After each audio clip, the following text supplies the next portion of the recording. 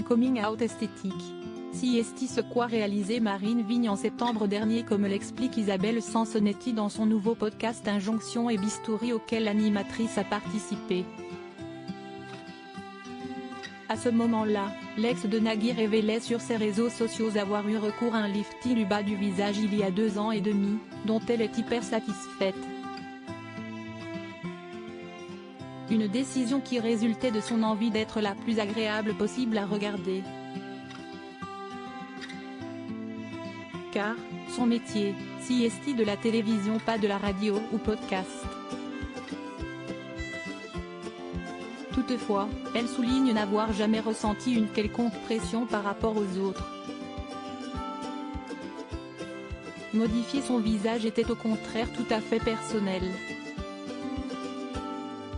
Il faut même remonter à sa jeunesse pour comprendre qu'elle a toujours été très complexée par son menton.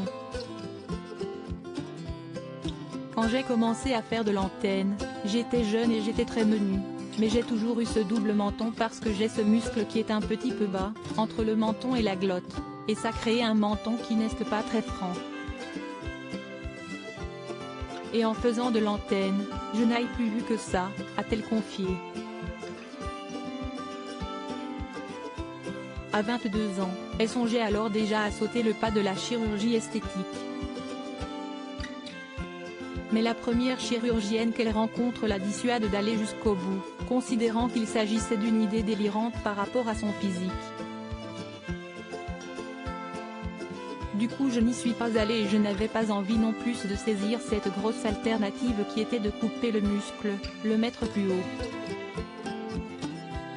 Je n'étais pas gênée à ce point-là, donc j'ai fait avec. Et tout se passait bien jusqu'à ce Marine Vigne prenne de l'âge. Là j'ai commencé à me dire si est-il moche. Elle tente alors plusieurs choses pour corriger son problème, dont le botox à grand regret. J'ai trouvé ça horrible. Ça m'a fait une tronche de dingue. Je trouve globalement que le botox dans le front fait une tête de folle.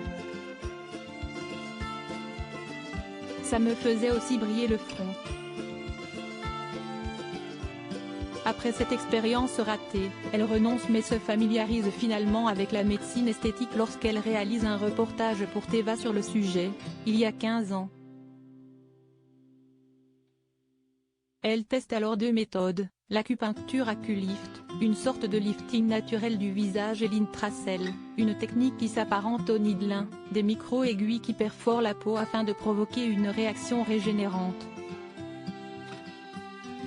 Donc si est-il un moyen, sans aucune injection au corps étranger, de donner à votre visage le petit coup de pouce pour qu'il se régénère tout seul.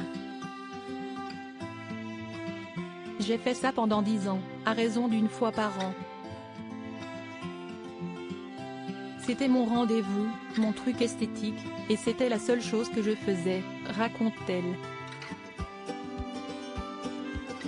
Mon mec m'a dit t'es complètement folle. Marine Vigne passe un cap plus important lors d'un week-end à la campagne, elle croise un chirurgien réputé. En la voyant, il considère qu'une intervention serait tout simplement parfaite. Tu as des indications idéales, en effet tu as un affaissement et un double menton mais tu es jeune, tu as une peau pas très ridée, tu vas cicatriser vite et ça va durer plus longtemps, lui explique-t-il. Des arguments qui parlent à l'animatrice, laquelle se demande tout de même si elle pourra cacher cette intervention à la télé. Il lui assure qu'en 1 semaine, elle pourrait reprendre le travail et que si elle cachait ses oreilles, personne ne s'en apercevrait. Marine Vigne saute alors le pas. C'était en 2020 en pleine période Covid. Autour d'elle, les réactions ne se font pas attendre. Tout le monde était mort de rire. Mon mec m'a dit t'es complètement folle, rapporte-t-elle. Il dit même, ça n'a pas intérêt à être raté. Mais peu importe, Marine Vigne cherche à se sentir mieux et se laisse porter. a raison puisqu'elle obtient le résultat qu'elle cherchait, à savoir une apparence plus fraîche et tonique. Aujourd'hui, Marine Vignonnet ne visage pas de retoucher à quoi que ce soit d'autre de son corps. En revanche, elle est devenue une adepte des massages au visage une fois tous les 3 mois et des injections de biorevitalisation.